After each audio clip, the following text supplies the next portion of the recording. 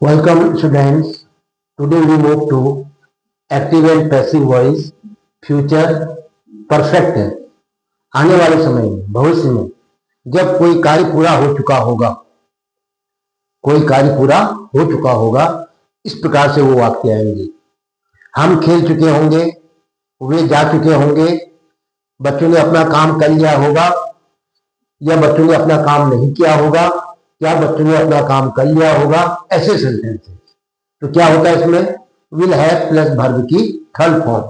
जैसे the players will have played the match, the game will have finished, she will have done her work, I shall have eaten lunch, I shall have taken my breakfast. तो क्या हो रहा है? Shall have taken, will have gone, will have return, will have done. तो या तो shall have आता है या विल हैव आता है, उसके बाद वर्ब की थर्ड फॉर्म आती है। आसान है, जिसका मतलब हुआ जा चुका होगा, लिख चुका होगा, पूरा कर चुका होगा या पूरा कर लिया होगा। आने वाले समय में फ्यूचर टेंस में किसी कार्य के पूरा होने का बोध होता है। अब इनका पैसिव बनाना है, और पैसिव बनाने के लिए सब्जेक्ट तो हम ला ही रहे हैं। उसके बाद शैल और विल भी ला रहे थे सब्जेक्ट के अनुसार। अब यहां पर हैव भी ला रहे थे, लेकिन अब नया शब्द जो जुड़ा है वो है बी। तो अब हैव नहीं आएगा, केवल शैल हैव विल हैव नहीं आएगा, बल्कि शैल हैव बीन या विल हैव बीन आएगा। फिर वर्ब की थर्ड फॉर्म, एक्टिव में भी थर्ड फॉर्म आएगी, तो वही वर्ब की थर्ड फॉर्म आएगी। उसके बाद जो पहला सब्जेक्ट था हमारा सेंटेंस एक्टिव वॉइस का, वो पीछे आकर के ऑब्जेक्ट बनेगा, उसके आगे बाय लग जाएगा। और यहाँ का जो ऑब्जेक्ट था, जैसे यहाँ पर माई ब्रेकफास्ट है, तो माई ब्रेकफास्ट ये आगे जाके सब्जेक्ट बनेगा। आई जो सब्जेक्ट है वो पीछे आके ऑब्जेक्ट बन जाएगा। ये कॉमन रूल है जो हम करते आ रहे हैं। मेन होता है वर्ब के चेंज करने का नियम। शैल हैव का शैल हैव बीन हो जाएगा, विल हैव का विल हैव बीन हो जाएगा, फिर वर्ब की थर्ड फॉर्म आएगी। चलिए आइए हम उसको एग्जाम्पल से समझते हैं। एक्टिव वॉइस दिया हुआ है, I shall have taken my breakfast, मैं अपना ब्रेकफास्ट कर चुका हूंगा, मैंने अपना ब्रेकफास्ट कर लिया होगा। तो ये आई को तो हम पीछे जानेंगे और माई ब्रेकफास्ट को आगे लाओ, तो क्या हो जाएगा? सब्जेक्ट क्या बन जाएगा यहां पर? My breakfast, my breakfast. अब इसके साथ क्या आता है? ये शैल तो आई के साथ आई के लिए आया था, अब तो ब्रेकफास्ट हो गया, माई ब्रेकफास्ट के साथ भी आता है। और फिर क्या आता है? फिर क्या आता है? बी, जो नया लगना है पैसिव में वो है बी। फिर थर्ड फॉर्म टेकन तो दिया ही है ऑलरेडी, ले चुका हूंगा, टेकन उसी को रखो, थर्ड फॉर्म है। I my breakfast will have been taken by, I को पीछे ले जाओगे तो मी हो जाएगा, by. Next, she will have written a letter, वह एक पत्र लिख चुकी होगी, उसने एक पत्र लिख लिया होगा। तो अब ये लेटर आगे जाएगा, ऑब्जेक्ट को आगे ले लो। ये लेटर के साथ क्या आता है? विल, तो विल हैव बीन हो जाएगा। पैसिव में क्या हो जाएगा? Will have been, third form दी है already, written, will have been written, एक पत्र लिखा जा चुका होगा, एक पत्र लिखा जा चुका होगा। अब देखो सी था यहां पर सब्जेक्ट, ये पीछे जाएगा, उसके द्वारा इसका ऑब्जेक्टिव केस होता है हर, इसके आगे बाय लगाओ और बाय के बाद क्या आ जाएगा? Her. A letter will have been written by her. Yes, third में shall we have played football, क्या हम फुटबॉल खेल चुके होंगे, क्या हम फुटबॉल खेल चुके होंगे। अब क्या हो जाएगा? फुटबॉल आगे आएगा और वी पीछे जाएगा। क्वेश्चन जो है इंट्रोगेटिव है, यहाँ पर इंट्रोगेटिव देखो, मार्क और इंट्रोगेटिव लगा है। तो फुटबॉल के लिए क्या आता है? देखो वी के साथ तो शेल आता था, हमने शेल को आगे रखा, लेकिन अब सब्जेक्ट वी नहीं है, अब तो फुटबॉल है, फुटबॉल के साथ क्या आता है? थर्ड पर्सन सिंगुलर नंबर है, विल आता है, तो विल को आगे रखो, इसका अर्थ हो जाएगा क्या, हेल्पिंग वर्ब मॉडल विल आ जाएगा, will football,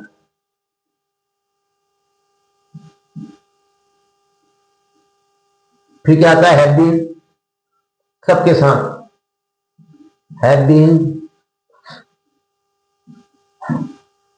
will football have been, third form पहले से ऑलरेडी दी होती है परफेक्ट में, प्लेड बाय, कौन था यहां, वी, हमारे द्वारा, वी का क्या हो जाएगा, हमने नहीं रहा, वी मैंने हमने, अब होगा हमारे द्वारा, हमारा, हमको, ऑब्जेक्टिव केस आएगा बाय अस, क्या हो जाता है इसका, अस हो जाता है, और यहां क्या आएगा, question mark,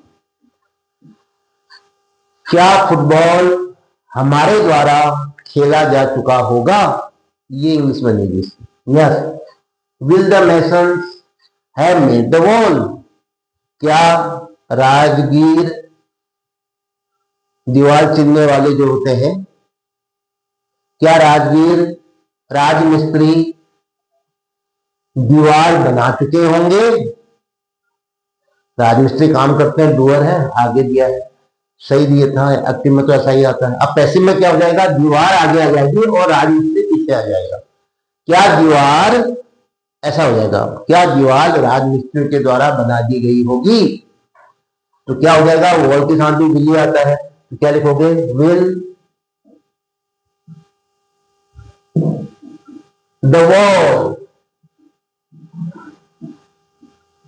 will the wall, अब क्या आता है, have been, made, will the wall have been made by the, बताओ कौन से सब्जेक्ट में, masons, question mark, will the wall have been made by the masons, क्या दीवार राजमिस्त्री के द्वारा बना ली गई होगी, यस, फिफ्थ, क्या है, Sarita will not have finished her homework, Sarita will not have, यहाँ पर क्वेश्चन मार्क नहीं आएगा, Sarita will not have finished her homework, Sarita अपना यह कार्य पूरा नहीं कर चुकी होगी, अब होमवर्क आगे आएगा, क्या होगा, होमवर्क, उसका होमवर्क सरिता के द्वारा, या अपना होमवर्क सरिता के द्वारा पूरा नहीं किया जा चुका होगा, ऐसा बन जाएगा, तो होमवर्क को आगे लाओ, हर होमवर्क को, हर होमवर्क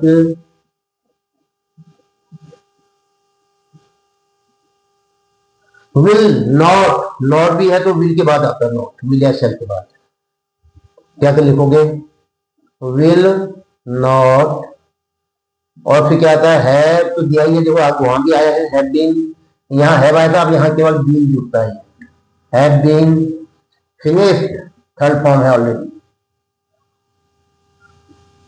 परफेक्ट में आसान होता है, ऑलरेडी मिल जाता है थर्ड फॉर्म, फिनिश्ड किसके द्वारा, सरिता के द्वारा, बाय सरिता, सरिता का ऑब्जेक्टिव पे सरिता ही रहेगा, इसका चिन्ह हो जाएगा सरिता को, वो है सरिता ने, yes, they will not have ploughed the fields, वे खेत नहीं जोत चुके होंगे, उन्होंने खेत नहीं जोत लिए होंगे, अब क्या हो जाएगा, दे के साथ तो विल आता है, विल के बाद नॉट आता है, अब द फील्ड्स पहले आएगा, और द फील्ड्स के साथ भी विल आता है, तो क्या करोगे, the fields will not have been हो जाएगा, और फिर थर्ड फॉर्म ऑलरेडी दे रखी है, प्लोड, क्या कहा मैंने, बताइए, the fields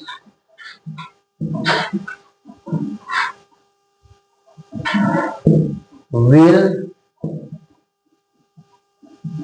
not have been, the fields will not have been plowed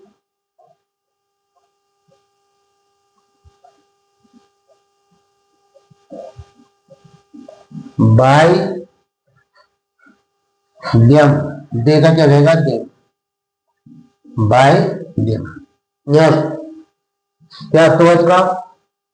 खेत उनके द्वारा नहीं जोते जा चुके होंगे, खेत उन्होंने नहीं जोत लिए होंगे। Yes, who will have taught us English, हमको अंग्रेजी किसने पढ़ाई होगी? टॉट पढ़ाई होगी, एस हमको, ये क्या हो गया आपका? ये इनडायरेक्ट ऑब्जेक्ट हो गया, इंग्लिश डायरेक्ट ऑब्जेक्ट हो गया। यही क्रम होता है लिखने का, इसके आगे कुछ नहीं आएगा अगर ये अपनी वर्ब के बाद आता है। अगर इसको वर्ब के पीछे लिखोगे इनडायरेक्ट ऑब्जेक्ट को, तो हमेशा उसके आगे क्या आएगा? उसके आगे टू या फॉर। अब आप बताओ, इंग्लिश आगे लेते हैं, चलो इंग्लिश को आगे ले लो। अब हु है, कौन पढ़ाएगा? ये सब्जेक्ट का काम करता है, तो ये पीछे जाएगा तो हुम हो जाता है किसको, और इसके आगे बाय लगेगा, सबके आगे बाय लगा रहे हैं हम ऑब्जेक्ट के आगे, बाय हुम। लेकिन ये डबल एच होने की वजह से इसकी प्लेसिंग नहीं होनी पड़ती है, तो इसको उठा के यहां ले आओ, बाय हुम। क्लियर हो गया? अब विल या शेल, ये निर्भर करेगा इस पर, सब्जेक्ट पर। सब्जेक्ट बना रहे हो इंग्लिश को, बाय होम विल, इंग्लिश के साथ विल आता है, will English, by whom will English have been, है तो अथाई, अब बीन और लगाते हैं, हैव बीन टॉट, एक ऑब्जेक्ट और है अस। अब सीधे डॉट अस नहीं होगा, गलत मान लिया जाएगा, क्योंकि हमने उसको पहला मान लिया, किसको? इंग्लिश को, तो ये दूसरा हो गया। तो by whom will English have been taught, इसको हम पीछे ले जा रहे हैं इंग्लिश को पहले मानते हुए, तो ऐसे स्टेटमेंट टू अस हो जाएगा। टू नहीं लगाओगे तो वाकई गलत माना जाएगा। By whom will English have been taught to us, question mark. हमें अंग्रेजी किसके द्वारा पढ़ाई जा चुकी होगी? Yes, one will your brother have completed the book, तो वन तो आएगा ही, विल भी आएगा, द बुक आगे जाके सब्जेक्ट बनेगा, तो उसके साथ भी विल आता है, तो क्या बना? वन विल, ये द बुक जो है ये सब्जेक्ट बनेगा, ये वाला द बुक, इसको आगे ले जाओ, वन विल द बुक, यहां हैव होगा, देखो हैव कंप्लीटेड, अब क्या हो जाएगा? यहां हैव बीन कंप्लीटेड, बीन होता है।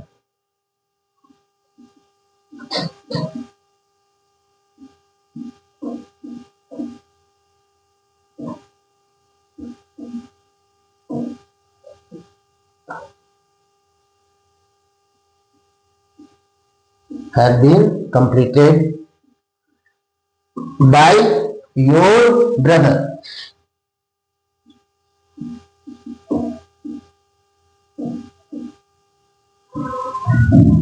Question mark.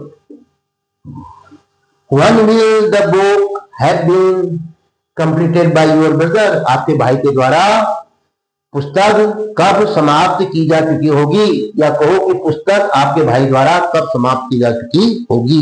ये था आज फ्यूचर परफेक्ट टेंस का एक्टिव से पैसिव बनाना।